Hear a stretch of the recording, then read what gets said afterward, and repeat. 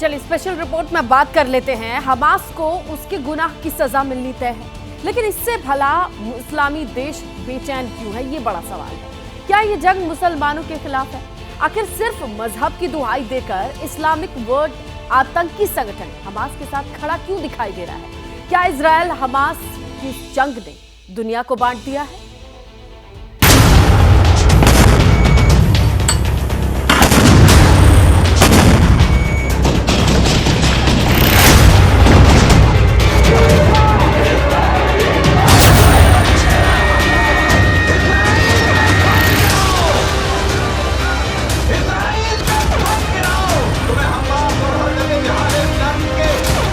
समंदर से आसमान तक हमला, 10 दिन से जारी है ऑपरेशन बदला।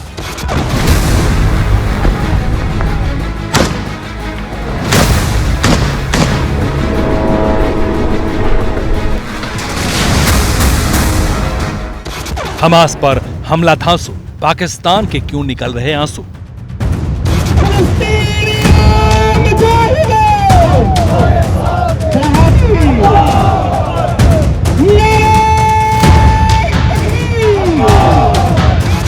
हमास के समर्थन में कौन कौन आया? दुनिया पर महायुद्ध का खतरा मंडराया।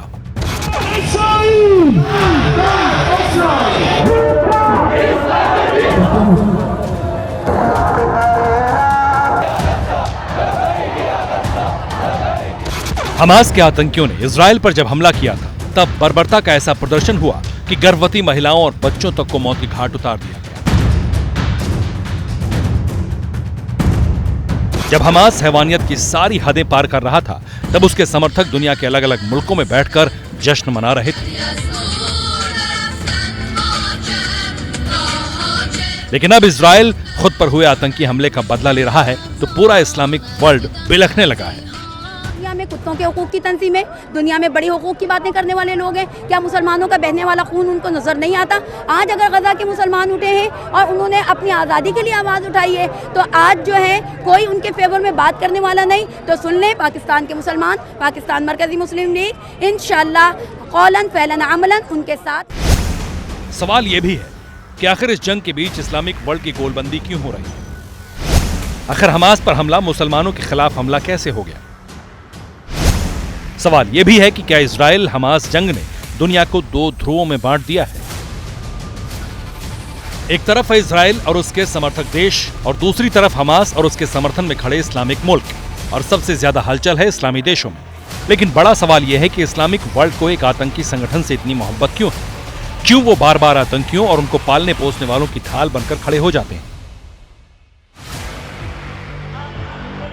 कहीं हमास के जरिए इस्लामिक वर्ल्ड पूरी दुनिया को अपनी ताकत तो नहीं दिखाना चाहता? इस वक्त दुनिया में 57 देश इस्लामिक वर्ल्ड का हिस्सा है। इनकी आबादी दुनिया के करीब 21%। अगर बात अर्थव्यवस्था की करें तो करीब 7 ट्रिलियन है।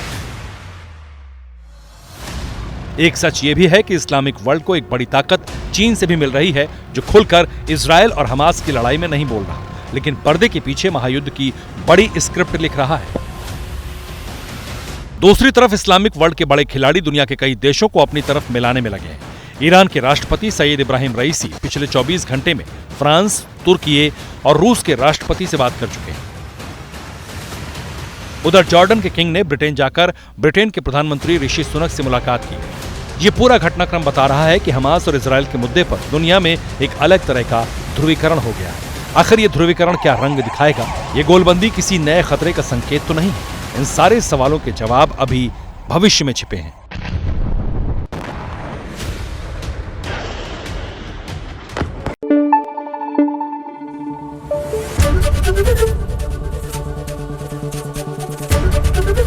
एबीपी न्यूज आपको रखे आगे।